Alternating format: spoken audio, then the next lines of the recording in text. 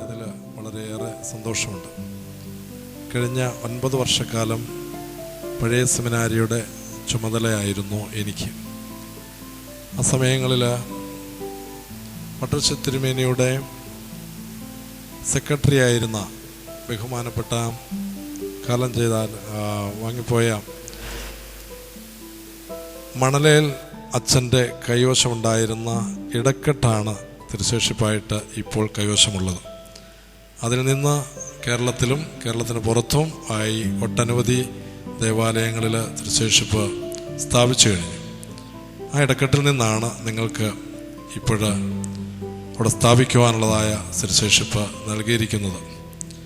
പരിശുദ്ധ വട്ടശ്ശേരി തിരുമേനിയെ സഭയുടെ ചരിത്രത്തിൻ്റെ ഗതിയെ തിരിച്ചുവിട്ട ഒരു മഹാവിശുദ്ധനാണ്. ഒരുപക്ഷെ ഇതുപോലെ ഒരു ജന്മം മലങ്കര സഭയിൽ ഉണ്ടായിട്ടുണ്ടോ എന്ന് സംശയിക്കേണ്ടിയിരിക്കുന്നു. പരിശുദ്ധനായ വട്ടശ്ശേരി തിരുമേനി ഉണ്ടായിരുന്നില്ല എങ്കിൽ ഇന്ന് മലങ്കര ഓർത്തഡോക്സ് സഭ എന്ന് പറയുന്ന ആ ചർച്ച് ഇത്ര സ്വാതന്ത്ര്യത്തിൻ്റെ അവസ്ഥയിൽ ഇന്നുണ്ടാവുകയില്ല.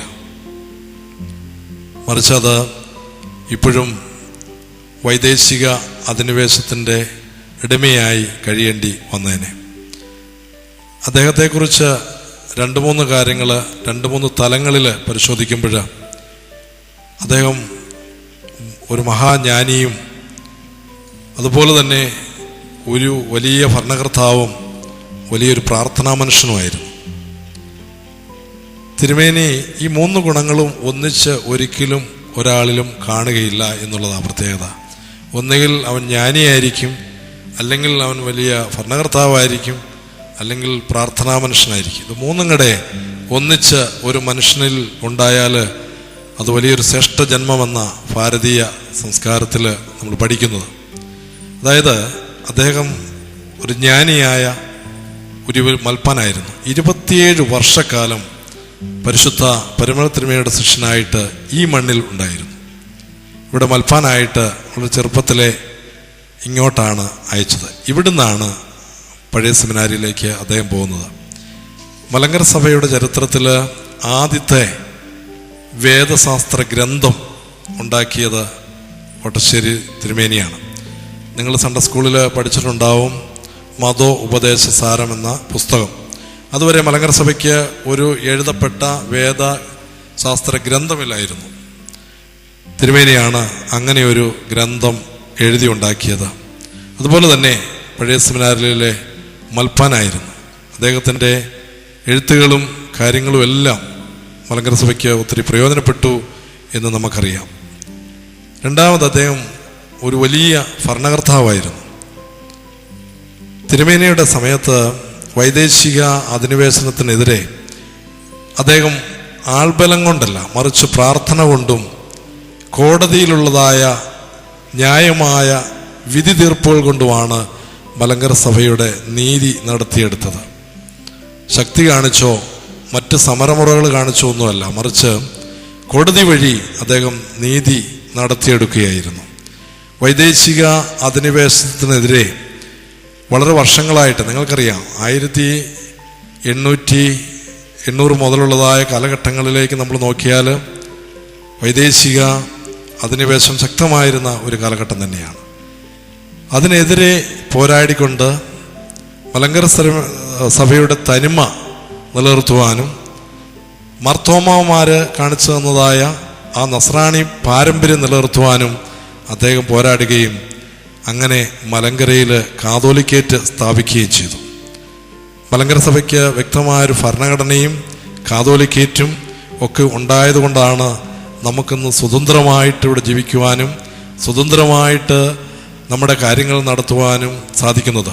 നമുക്ക് ബിഷപ്പ്മാരെ വാഴിക്കാം, മൂറോൺ കൂദാശ ചെയ്യാം. ഇതെല്ലാം ഇവിടുന്ന് സാധ്യമായത് മലങ്കര സഭയിൽ കാതോലിക്കേറ്റ് ഉണ്ടായി, ഇവിടെ ഒരു കാതോലിക്ക ഉണ്ടായതുകൊണ്ടാണ്. ഇത് വട്ടശ്ശേരി തിരുമേനിയുടെ വലിയ സംഭാവനയാണ്. അദ്ദേഹത്തിൻ്റെ പ്രാർത്ഥനാ ജീവിതം പരിശോധിച്ചാൽ ഒത്തിരി പേർക്ക് അറിയാവുന്നതാണ്. സഡം പാറാട്ടിൻ്റെ പുസ്തകത്തിലൊക്കെ വിശുദ്ധമായിട്ട് എഴുതിയിട്ടുണ്ട്. രാത്രിയുടെ യാമങ്ങളിൽ പ്രാർത്ഥിക്കുന്നതായ വലിയൊരു അനുഭവം തിരുമേനിക്കുണ്ടായിരുന്നു. അങ്ങനെ സെമിനാരി കേസൊക്കെയായിട്ട് ബന്ധപ്പെട്ട് തിരുമേനിക്ക് ഒത്തിരി എതിർപ്പുകളുണ്ടായി. ഒരു ദിവസം തിരുമേനിയെ കൊല്ലുവാനായിട്ട് അവിടെ കടന്നു വന്ന കൊലയാളി തിരുമേനി പ്രാർത്ഥിച്ചുകൊണ്ടിരിക്കുന്നത് കണ്ട് തിരിച്ച് ഇറങ്ങിപ്പോവുക ചെയ്തത്. നിങ്ങൾ ഇന്ന് പഴയ സെമിനാരിയിൽ മ്യൂസിയമൊക്കെ കണ്ടോ? കയറി കണ്ടോ? ഇല്ല. അവിടെ വടശ്ശേരി തിരുമേനിയുടെ ഒരു മുറിയുണ്ട്. അതിൻ്റെ പടിഞ്ഞാറ് സൈഡ് ഈ അഴിയില്ലാത്ത മുറിയാണ്. അതിന് ജനലിന് അഴികളില്ല. പുറത്തുനിന്ന് ഏണി വെച്ച് കയറുവാനായിട്ട് സാധിക്കും. ആ മുറിയാണ് നമ്മുടെ സഭയുടെ ആദ്യത്തെ ഭരണകേന്ദ്രം. അന്ന് ദേവലോകമൊന്നുമില്ല. അവിടെയാണ് ഈ കൊലയാളി രാത്രി കയറി വരുമ്പോൾ തിരുമേനി പ്രാർത്ഥനയിൽ മുഴുകിയിരിക്കുന്നത് കാണുന്നത്. ഇങ്ങനെ പ്രാർത്ഥന കൊണ്ടും ജ്ഞാനം കൊണ്ടും ഭരണം കൊണ്ടും മലങ്കര സഭയെ സമ്പന്നമാക്കിയ ശ്രേഷ്ഠപിതാവാണ് വട്ടശ്ശേരിയിൽ തിരുമേനി. അതുകൊണ്ട് തിരുമേനിയെ പരിശുദ്ധനായി പ്രഖ്യാപിച്ചതിൻ്റെ ശേഷം ഇന്നെനിക്ക് തോന്നുന്നത് കഴിഞ്ഞ മാസം, ഈ മാസം ആദ്യത്തെ ആഴ്ചയിലായിരുന്നു തോന്നുന്നു, അലൈൻ പള്ളിയിൽ വട്ടശ്ശേരി തിരുമേനിയുടെ സുവിശേഷിപ്പ് സ്ഥാപിച്ചത്. അതായത് തിരുമേനിയുടെ കബറടത്തിൽ എഴുതി വച്ചിരിക്കുന്നത് നിങ്ങൾ ശ്രദ്ധിച്ചിട്ടുണ്ടാവും അല്ലേ? വായിച്ചിട്ടുണ്ടോ? അതായത് നെവർ ഡിം കിസ് ഗ്ലോറി എന്നും പറഞ്ഞൊരു വാക്ക് അവിടെയുണ്ട്. ഒന്നും നശിപ്പിക്കാൻ ആ വർഷങ്ങൾ ഇത്രയും കഴിഞ്ഞപ്പോഴും വട്ടശ്ശേരി തിരുമേനി ഇന്ന് സജീവമായി നിൽക്കുന്നത് അദ്ദേഹം ഒരു വിശുദ്ധനായതുകൊണ്ടാണ്. അതുകൊണ്ട് നിങ്ങളുടെ ഇടവകയിൽ ഈ തിരുശേഷിപ്പ് സ്ഥാപിക്കുന്നതിലൂടെ 2-3 കാര്യങ്ങൾ സംഭവിക്കുന്നു. സഭയോടുള്ളതായ സ്നേഹം, പരിശുദ്ധനായ വട്ടശ്ശേരി തിരുമേനിയുടെ മധ്യസ്ഥത, അതുപോലെ തന്നെ അദ്ദേഹം നൽകിയ സംഭാവനകൾക്കുള്ളതായ ആദരവ്, ഇതെല്ലാം ഉണ്ടാവുന്നു. അനേകർക്ക് ഒത്തിരി അനുഗ്രഹങ്ങൾ ആ കബറടത്ത് നിന്ന് ലഭിക്കുന്നുണ്ട്. കഴിഞ്ഞ 9 വർഷക്കാലത്തെ പരിചയം വെച്ച് നോക്കിയാൽ ആ കബറടത്തിൽ വന്ന് പ്രാർത്ഥിച്ച അനേകർക്ക് മക്കളുണ്ടായതും അത്ഭുതകരമായ സൗഖ്യം പ്രാപിച്ചതിൻ്റെയും സാക്ഷ്യങ്ങൾ നേരിട്ട് പറഞ്ഞത് ഞാൻ ഓർക്കുന്നുണ്ട്. ഇവിടെ നമ്മുടെ ഒരു പാരമ്പര്യത്തിൽ ആരും എഴുതി വയ്ക്കുകയോ വിളിച്ചു പറയുകയോ ചെയ്യുകയില്ലല്ലോ. അതുകൊണ്ടാണ് അതാരും അറിയാതെ നിൽക്കുന്നത്. അതുകൊണ്ട് അറിയാവുന്നവർക്കറിയാം മലങ്കര സഭയിലെ ശ്രേഷ്ഠനായ ഒരു മഹാപരിശുദ്ധൻ തന്നെയാണ് വട്ടശ്ശേരി തിരുമേനി എന്ന്. പരിമൾ തിരുമേനിയുടെ ശിഷ്യനായിരുന്നു എന്ന് നമുക്ക് നല്ലോണം അറിയാവുന്നതാണ്. ആ പ്രാർത്ഥനാ ജീവിതവും ആ ഭരണ പാഠവും ആ ജ്ഞാനവും എല്ലാം നമുക്ക് മാതൃകയാക്കാം. ഈ ഇടവകയിൽ ഈ പരിശുദ്ധൻ്റെ മധ്യസ്ഥത അനുഗ്രഹമാകട്ടെ എന്ന് പ്രാർത്ഥിക്കുന്നു. കടന്നു വന്ന വികാരി അച്ഛനോടും അതുപോലെ തന്നെ പണിക്കരച്ഛനോടും ഉള്ളതായ നന്ദി പ്രത്യേകമായിട്ട് അറിയിക്കുന്നു. അതിന് ചുമതലക്കാരോടും കടന്നു വന്ന എല്ലാ വിശ്വാസികളുള്ളതായ നന്ദി അറിയിച്ചുകൊണ്ട് ഇപ്പത്തോ പ്രാർത്ഥന നടത്തും. നൈവാൻമന പോലെ തളർത്തിടുമേ ഹല്ലേലൂയ. വളരുമവല്ലഭനോൻ കാരകിൽ പോടമേ ഹല്ലേലൂയ. ധിക്കോർ ദുഷ്ടി പുഷ്ടികളും പാറയ്ക്കും പോലെ ദിശോം.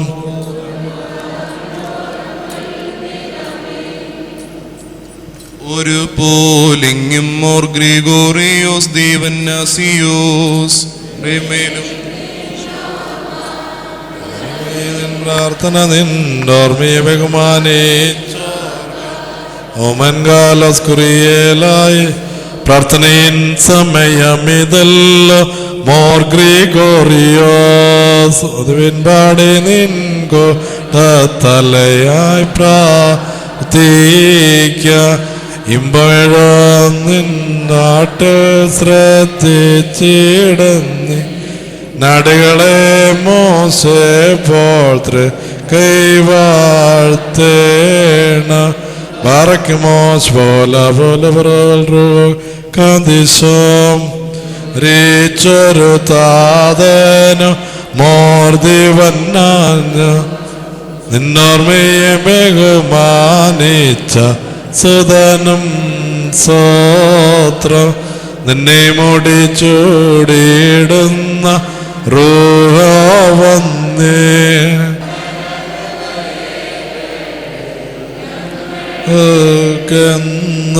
മുറിയോറാകെ മേലനുവത പരിശുദ്ധന്മാരെ നിങ്ങൾ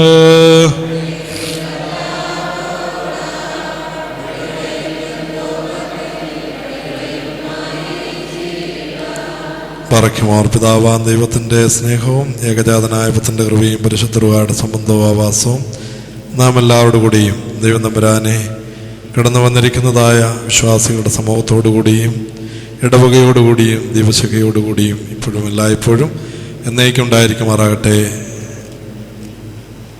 ഒരു കാര്യം കൂടെ ഓർപ്പിക്കുന്നു. സുവിശേഷിപ്പ് സ്ഥാപിച്ചു കഴിഞ്ഞാൽ ശ്രദ്ധിക്കേണ്ടതായ ചില കാര്യങ്ങളുണ്ട്. ധൂപപ്രാർത്ഥന നടത്തിയിരിക്കണം. നിങ്ങൾ പ്രാർത്ഥിക്കുമ്പോൾ ഗ്രിഗോറിസ്മയുടെ ഒരുപോലെ ഇങ്ങും മോർ ഗ്രിഗോറിയോസ് എന്ന് ചൊല്ലുന്നു. പോലെ തന്നെ പ്രാർത്ഥനയും സമയമതല്ലോ എന്നുള്ള പ്രാർത്ഥനയിൽ ഒരെണ്ണം ദിവന്യാസുരിമയുടെ ആയിരിക്കണം.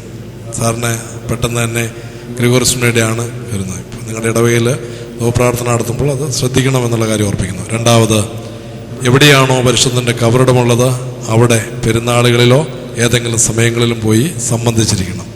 അല്ലാതെ വെറുതെ ശുശ്രൂഷിപ്പ് കൊണ്ടുപോയി വെച്ചിട്ട് അലസമായി അതിനെ കരുതരുത്. അത് അനുഗ്രഹമായിരിക്കില്ല. ഇതിങ്ങനെയാണ് ചെയ്യുമ്പോഴാണ് അത് അനുഗ്രഹമായിട്ട് മാറുന്നത് എന്നുള്ള കാര്യം ഓർപ്പിക്കുന്നു. ശുശ്രൂഷിപ്പുകൾ നമ്മുടെ വിശ്വാസത്തിൻ്റെ അടയാളം കൂടിയാണ്. അത് അനേകരെ ക്രിസ്തുവിലേക്ക് നയിക്കുന്നതാണ് എന്നുള്ള കാര്യവും ഓർപ്പിക്കും. പരമര സെമിനാരിയുടെ മാനേജർ ബഹുമാനപ്പെട്ട MC കുര്യാക്കോസ് അച്ഛനെ നേരത്തെ വിളിച്ചു പറഞ്ഞതനുസരിച്ച് അച്ഛൻ വേണ്ടുന്ന ക്രമീകരണങ്ങളൊക്കെ ചെയ്തു. മുമ്പ് ചെമ്പ് കൊണ്ടുപോകുന്ന സമയത്തും അച്ഛൻ വേണ്ടുന്നതായ സഹായങ്ങളൊക്കെ ചെയ്തു. പ്രത്യേകിച്ച് വട്ടശ്ശേരി തിരുമേനിയുടെ കബറിടം സ്ഥിതി ചെയ്യുന്ന പഴയ സെമിനാരിയിൽ ദീർഘകാലം അദ്ദേഹം ശുശ്രൂഷ ചെയ്തു. അതിൻ്റെ അനുഭവത്തിൽ നിന്നാണ് അദ്ദേഹം നമ്മളോട് സംസാരിച്ചത്. വേണ്ടുന്ന എല്ലാ ക്രമീകരണം ചെയ്തു തന്ന ബഹുമാനപ്പെട്ട മാനേജർ MC കുര്യാക്കോസ് അച്ഛനോടും ഈ സെമിനാരിയുമായിട്ട് ബന്ധപ്പെട്ട എല്ലാവരോടും ഉള്ള നന്ദി ഒറ്റ വാക്കിൽ ഈ സമയത്ത് അറിയിക്കുന്നു. ഒപ്പം ഗ്രിഗോറിയൻ ചാനലിൻ്റെ ചുമതലപ്പെട്ടവരുടെയുണ്ട്, അവരോടുമുള്ളതായ പ്രത്യേകമായ നന്ദി ഈ സമയത്ത് അറിയിക്കുന്നു. ഇപ്പോഴ് ഇവിടെ നിന്ന് അച്ഛന് നമ്മുടെ ദീപശിയിലേക്ക് പകരുവാനുള്ള ദീപം തെളിയിക്കുന്നതിന് അപ്പുറത്ത് ക്രമീകരണം ഉണ്ടാകും. ഇനി ഇവിടെ നിന്ന് നമ്മൾ പരിമല നിന്ന് മാവേലിക്കര പുതിയകാവ് കത്തീഡ്രലിലേക്കാണ് പോകുന്നത്. അവിടെയും ഇതേപോലെ ധൂപപ്രാർത്ഥനയ്ക്കും മറ്റും സൗകര്യം ക്രമീകരിച്ചിട്ടുണ്ട്. അതിനനുസരിച്ച് ചിട്ടയോടുകൂടെ പോകുവാൻ തക്കവണ്ണം എല്ലാവരും ശ്രദ്ധിക്കണം എന്നുള്ള കാര്യം സ്നേഹത്തോടെ അറിയിക്കുന്നു.